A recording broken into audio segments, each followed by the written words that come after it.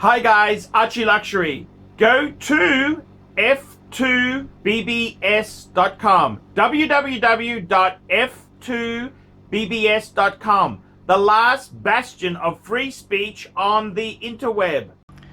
Hey guys, it's your pontiff, ArchieLuxury, and today I want to show you the state of the collection. That's correct. I'm coming to you live from the ArchieLuxury studio with new carpet. This is my collection. My collection. I wanted to show it to you, and I wanted to exhibit the pieces that I love. So let's go and begin the ArchieLuxury state of the collection. Brought to you live in Technicolor color. Hi guys, ArchieLuxury, and who do I recommend in America? In America, who do I recommend for quality pre-owned wristwatches? David SW, David SW, David SW. Go to davidsw.com. He is the best, the greatest pre-owned dealer in all of the United States of America. David SW, David SW, David SW. Okay guys, let's start this collection review. We're going to start with the Patek ensemble. And before we go into the Patek watches themselves there, have a look at this Patek Philippe shrine in the studio. This is my love of Patek Philippe, the Grand Classique from Patek Philippe. And in the dustless case there, you can see I've got the latest box with the collection volumes. In this cabinet, this glass door cabinet, I retain all the boxes for the watches in my current collection. Going down into the bottom archives of this cabinet, we have my Patek, well, part of my Patek literature collection. We've got the famous Mondani three-piece set here. We've got the Nick Folks Patek authorized biography. I've got the John Reardon Patek Philippe in America, Patek Philippe magazines, Patek Philippe brochures. I've even got some older boxes. I've got everything Patek Philippe. If you have a close look here, you can see any magazine that has mentioned a model I own, I've kept it to the side. I've got a few Patek travel pouches. I've even got a Patek scarf. I've got a number of older catalogs here. Here we go. We can see the dates here. 2003, 2004, all the old catalogs. I like to hoard and possess these treasures. Behind here, we've got even some more catalogs. So this is the Patek part, the books. I've also got Patek magazine. These magazines here, this is a collection of Patek magazines, the famous lifestyle magazine. And right at the top of my shelf, I've even got more Patek brochures and catalogs. Okay, let's jump straight in to the Pateks that I happen to own here. The first Patek I want to show you is my Patek 5196 in yellow gold. This is the 5196, the Grand Classique from Patek Philippe, 18 karat yellow gold, featuring the 215 movement, just a quintessential manual wind Calatrava. Absolutely love this piece. 37 mils, but wears probably like a 38.5. Okay, the next piece in my collection is my 6006. This is the youngest Patek in the collection. This here is a piece I acquired from a friend who sold it to me just because he wanted me to have this piece here. The 6006, it features the 240 micro rotor movement.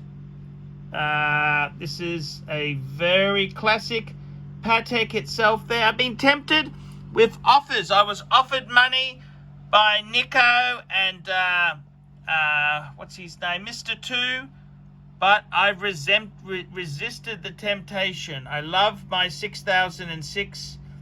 I think this could be a classic.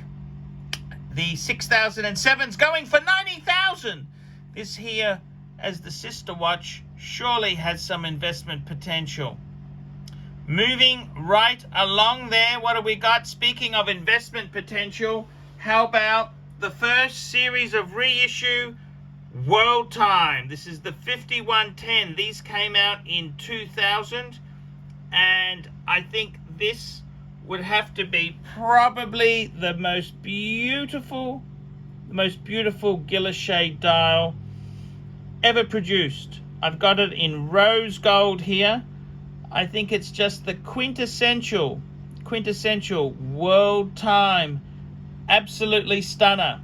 Features the 240 movement micro rotor. That's the Patek World Time. The 240 powered 5110. Absolutely love that watch indeed. Moving right along, and we're going to look at my annual calendar. The first of the breed. That's correct. This is the one this is where it all came from. The 5035. 5035, guys. The first in the series. That's right, guys. The first in the series. The 5035, an absolute stunner, a delight to behold, probably one of the bargains in the watch world. These here are very, very fairly priced at the moment, and I think they've got huge investment potential. Absolutely beautiful piece. Here we see it in yellow gold. Absolute delight to behold, featuring the 315 movement. 315 is the movement before the 324 movement. So a very beautiful annual calendar for the collector. Moving right along, the next piece in the Patek is, it's one of my favorites, the Patek 5127. That's right, guys, the 5127. I love this watch so much, I actually had two of them. I had two. I sold one to get into Rolex. That's right, guys. That's coming up very soon. So I've got to tell you, this is the 5127. Just a gem. This features the 315 base caliber. Interestingly enough, the 315 caliber is bidirectional winding, whereas the 324 is unidirectional. So this here has a slightly lower beat rate, 22.6 I think it is, 22.6 or 22.8, and it's the 324 is 28.8. So it's I actually quite like this movement. Just a lovely Patek Philippe, and I've finished it with the deployant buckle. So there we go, guys. That's the Patek contingent of the collection. Absolutely beautiful segment of the collection. This is what it's all about, having a couple of Patek Philippes. Okay, guys, the Jaeger-LeCoultre Reverso Grand Date. This is one of my favorite pieces, and I've had this piece. This is the longest serving watch in my collection. The Reverso Grand Date, just an amazing piece. Manual wine, 8-day power reserve. That's right, 8-day power reserve. Incredible. It uses a double barrel. And this here is just such a gorgeous piece to behold. Just very beautifully done. It's my steel Jaeger-LeCoultre Reverso. So that's a very nice addition. Okay, let's talk Rolex. And I was very fortunate to acquire one of the new 41mm Submariners. That's right. Thank you, MJT, who made my fantasy come true. The best thing about the 41mm Submariner, little scratch I've put on there, a little scratch. The lighting is not doing it any compliments. The best thing about this watch is none of the rodents have a 41mm. That's right. That's what the best part of having the Submariner 126610 LN. None of the rodents have this particular model. Why? It's so hard to get. That's the reason. I love the Submariner date. Moving right along, another Rolex. Archie is famous for the Polar Explorer 2, except I've decided to update it to the latest and greatest. This is the 42mm. Absolutely love this watch.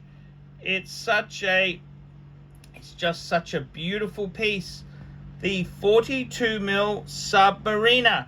I love the orange hand. The orange hand just gives this a gorgeous twist.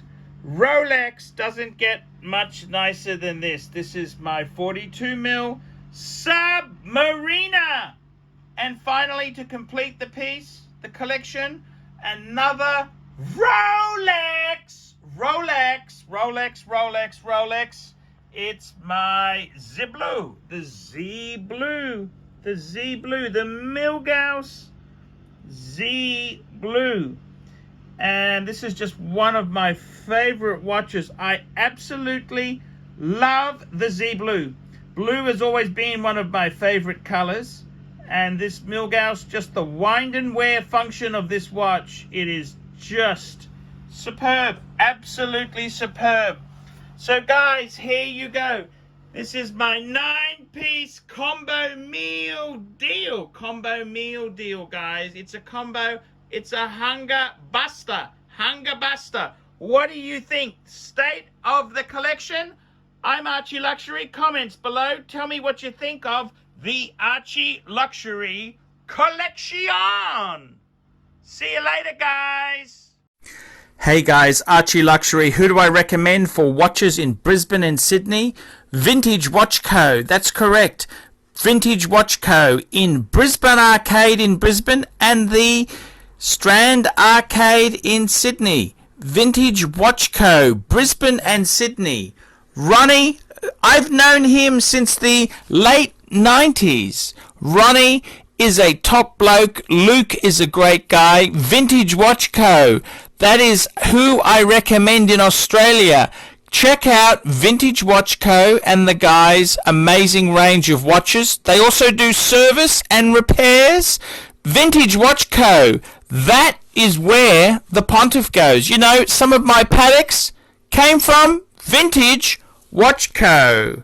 That's right, guys. Vintage Watch Co.